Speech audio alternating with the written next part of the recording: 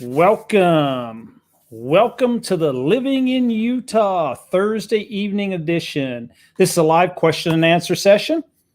You're welcome to ask questions about just about anything, the state of Utah, real estate, investing, whatever you have on your mind. If you're joining us from a country outside the United States and you have general questions about the United States, by all means, I will do my very best to assist you.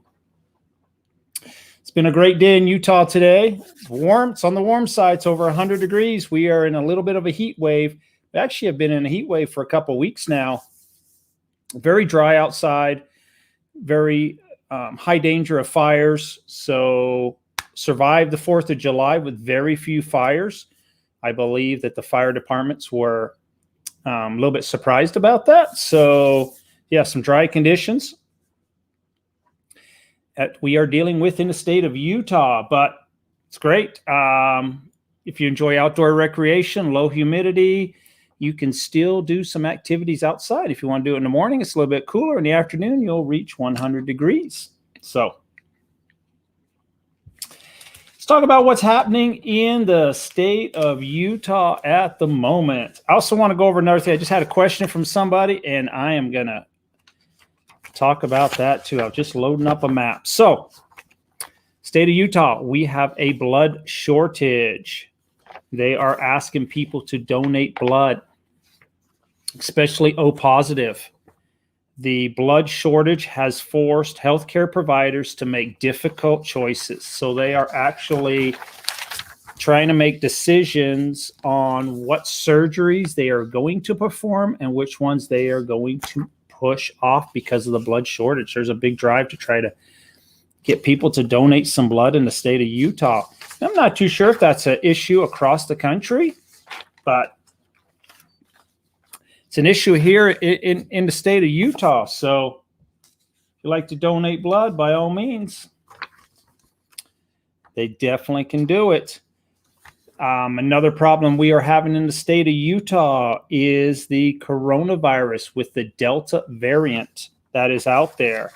Utah is a hot spot actually for the Delta variant of the virus. So about a month ago, 2 months ago, we were averaging about 200 new cases a day.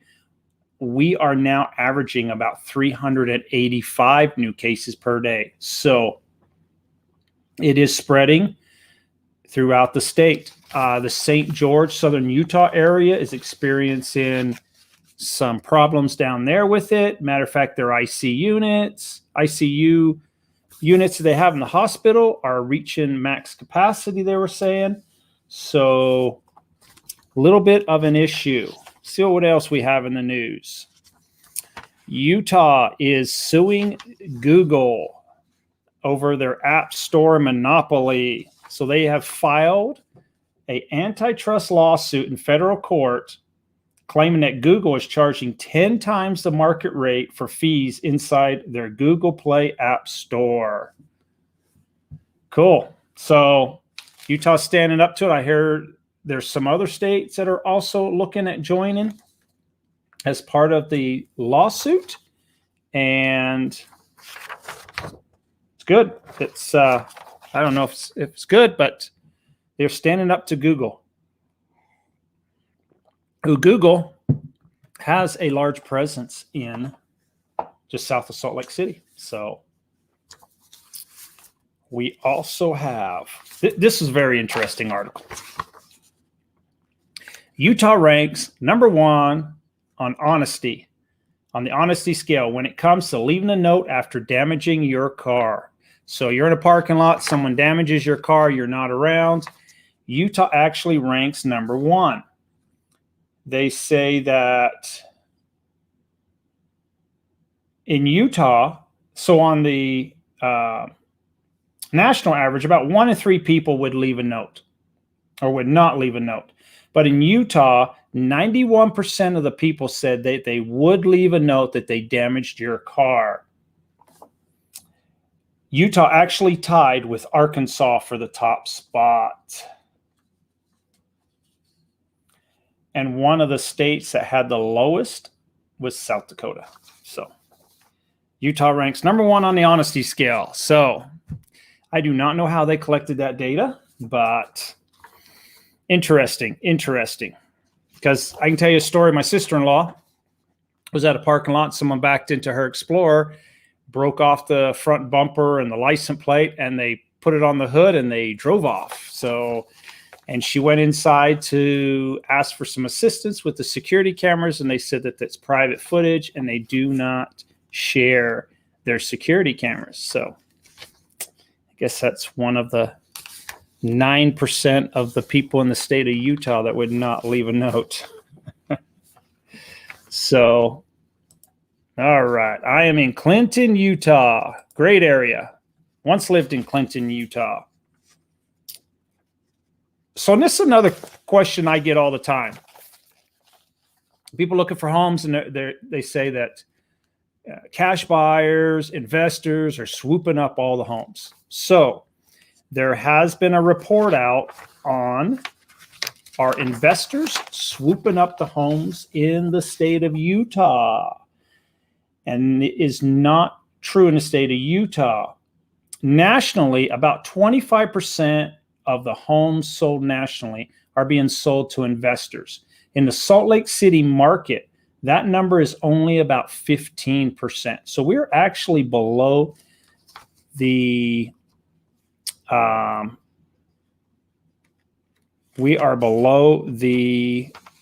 national average. Sorry about that. I was trying to read that there. Question about my basement is above. I'm not showing the question popping up on my screen. I just see the one that says I am in Clinton. I'm not receiving any other questions on my screen, so I'm not too sure what the question was. But shoot it to me again. I'll see if it pops up this time on the screen. So I'm looking for that question. I had a question today, a couple days ago, about the military test range. So I'm going to share screen with you here and give you an idea of what we are referring to. So we have a military test area that is used by the U.S. military, militaries from all over the world. They come here. It's an electronic battlefield. It's very high tech. You will see coming out of Hill Air Force Base, U.S. aircraft, and the occasional aircraft from other countries. It is located, so the military base is located up in this direction up here by Layton, Utah. Well, if you take Interstate 80, which goes from Salt Lake City all the way to Wendover and all the way out to Reno, Nevada, this area out here, a lot of this area, thousands and thousands of acres belong to the U.S. military. And there is a spot on here somewhere. You'll see a spot that says Lakeside or Lake Point. I believe that's the road that will take you out to where the operation is at. Now, you don't have access to the operation. It is a military area with signs, do not enter, you will be prosecuted, et cetera, et cetera. If you go out here to the Knolls recreational area and ride, I've ridden out here many years. Let's find the Knolls. So there you go, the Utah Test and Training Range, the south part. So the Knolls recreational area right here, that's an area that you can ride ATVs, dirt bikes, etc. Great place to go. You will actually see a fence line somewhere along here that has military signs, do not enter. So the military does use that there. It's very popular. And it's one of the things that I believe is hard to replace. A lot of people say, you know, will a military base close and will affect the economy, et cetera, et cetera, et cetera. Anything can happen. But in my opinion, that military test area, you can't just pick it up and move it. So, you know, whose backyard are you going to put that in that is not going to complain in the United States as we become more populated? So And it's very handy. I'm sure that it's very, very handy with having the military base there. They can fuel aircraft, head out there, do war games, head all the way back. If the base was gone and you only had the military test area, where would you fly from? Mountain Home in Idaho, Nellis Air Force Base in Las Vegas. But you might have fuel concerns. How far can the airplanes go on fuel? How long can they stay out? Would they have to refuel, et cetera, et cetera? So I've always felt that having the military test area is a very strong point in keeping a military base in the state of Utah. So, all right, basement question. I received a $92K bid for a build on our 1,500 square foot basement on our new home 2021 home. Is this a good investment, or is it a partial build? Or is a partial build at a lower cost better? Wow. So as far as basements go, the prices have gone up. So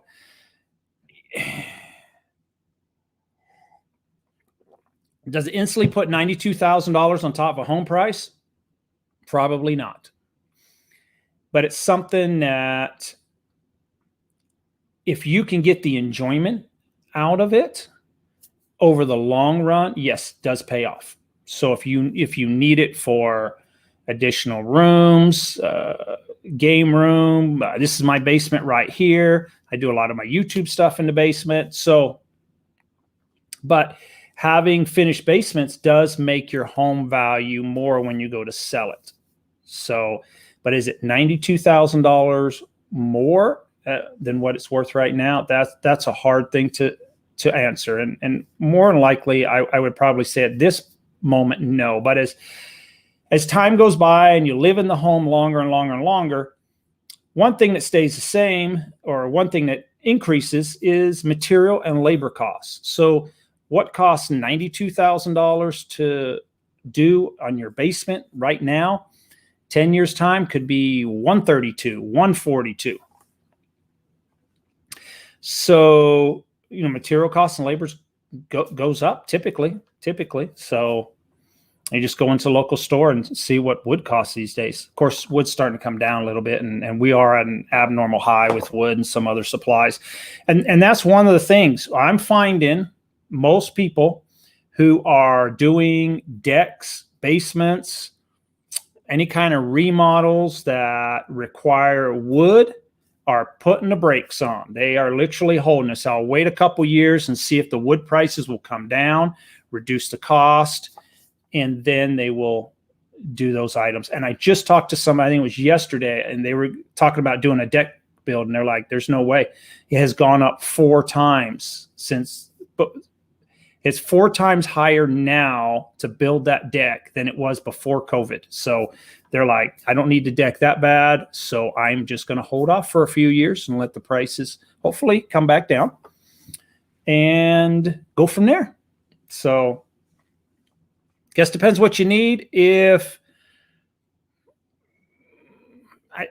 I don't know your situation, but if you needed like maybe one room, maybe just have one room done and see if the price goes down in a year or two, and maybe finish the rest of the basement and save some money on that there. So you can also spread it out. That's how I did my basement.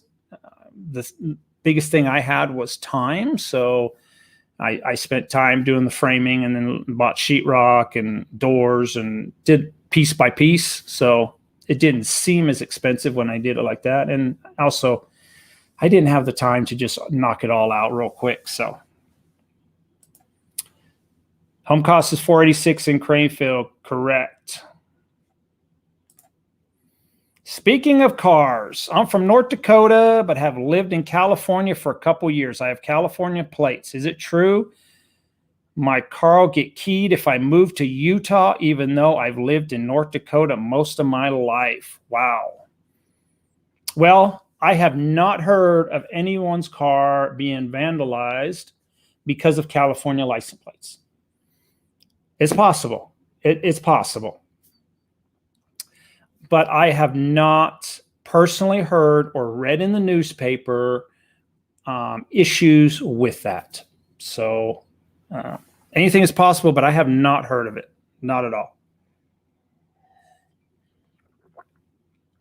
And you see a lot of out-of-state license plates in Utah. So some people are on vacation. Some people are living here, and they just, so yeah, I'm not aware of anyone having an issue, but it could happen.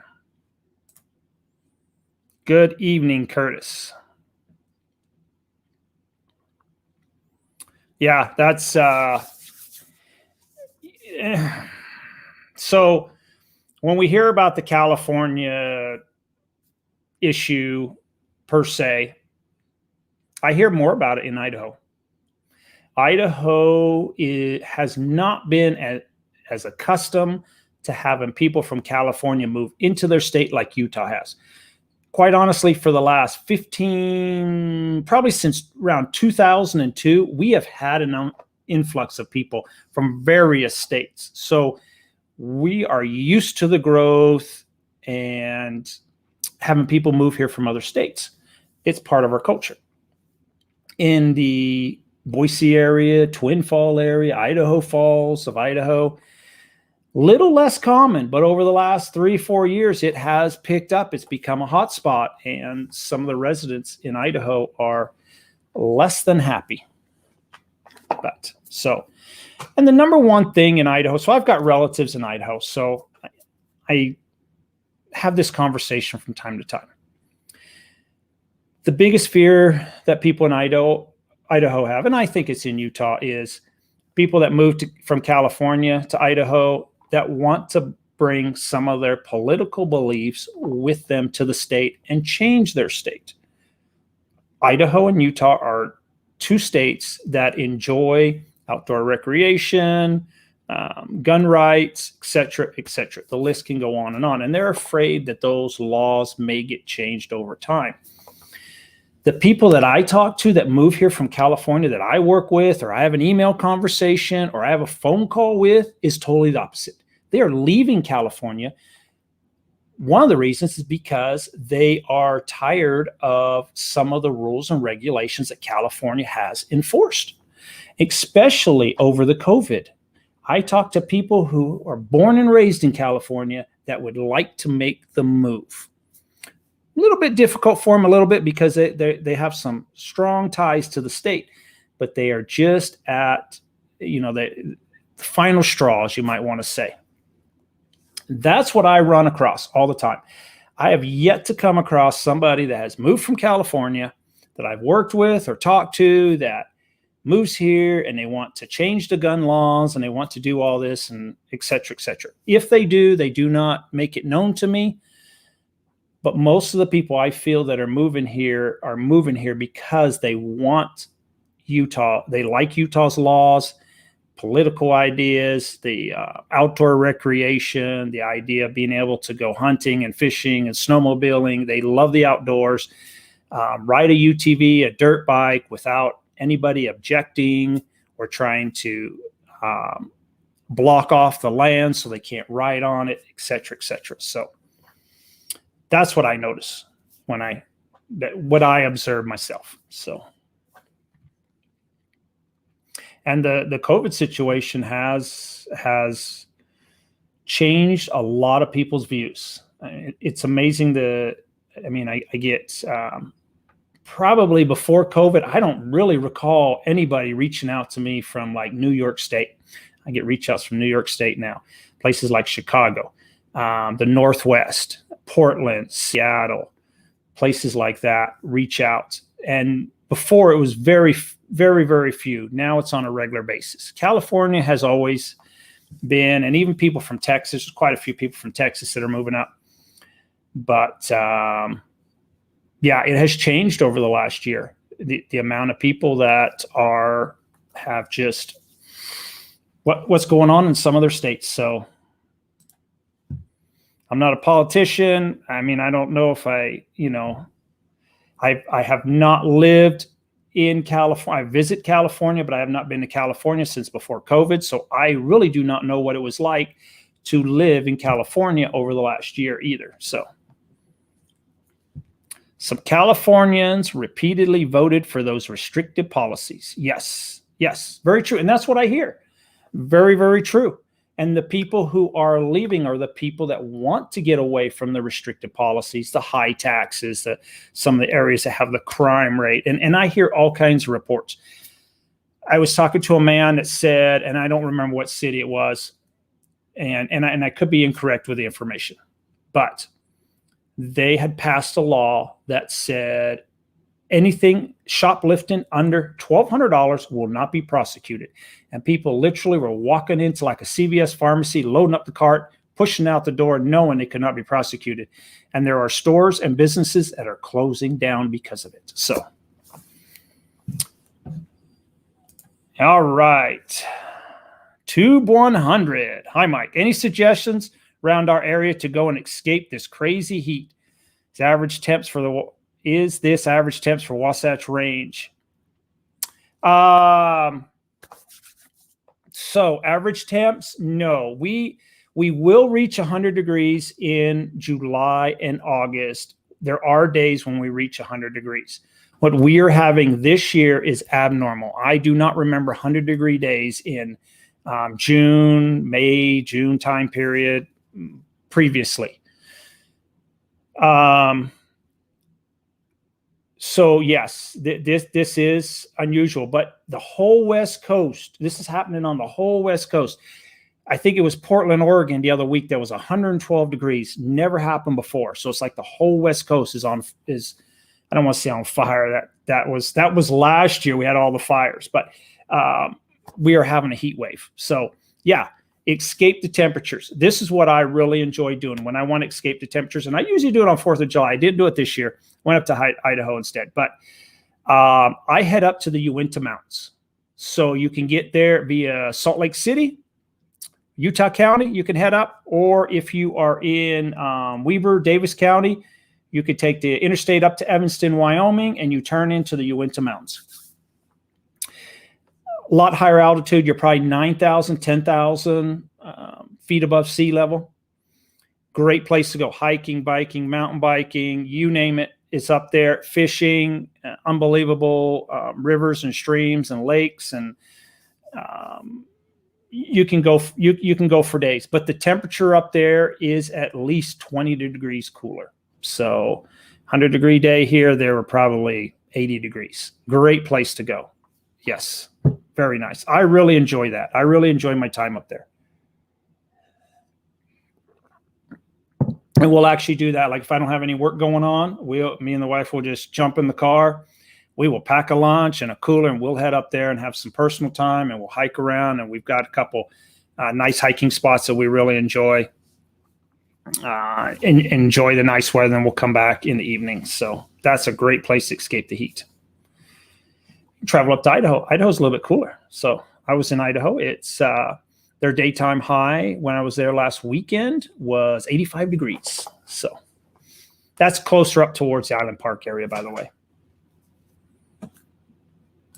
All right. How do you spell that? Uinta Mountains, U-I-N-T-A-H. Let me see if I pull it up on a map here. So if you are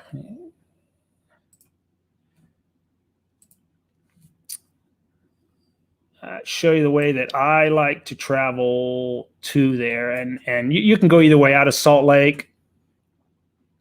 Basically, you've got to get on Interstate 80 up towards Evanston, Wyoming. And then when you get to Evanston, Wyoming, don't quote me on this, but I think it's the second turnoff. I do it by visual point, but it's this road right here. And this takes you right into this whole area. And actually this road, and it's a long road. So when you're coming out of Evanston, you take the road all the way in. You have recreational spots throughout this whole area. And you can actually take the road all the way through and come back out at Camas, Utah, and go this direction and head down into areas like Heber City, Park City, if you wanted to grab some dinner or something. Great areas, Park City, Kimball Junction, areas like that, and go through the whole Uinta Wasatch National Forest. But you can go this direction too if you want to. If you're coming out of Salt Lake City, You can go up through Camas and head that way also. The way I do, I usually go Evanston, Wyoming. We usually stop in Evanston, pick up a lottery ticket or two, and so that's one of the other reasons. But yeah, that whole area there. And as soon as you take that road, you'll come in. There'll be a park ranger station somewhere on the left there. You can get maps, all kinds of guides or whatever. But as you go, there's signposts and turnoffs and great day of outdoor recreation. Way cooler, 20 degrees cooler. Nice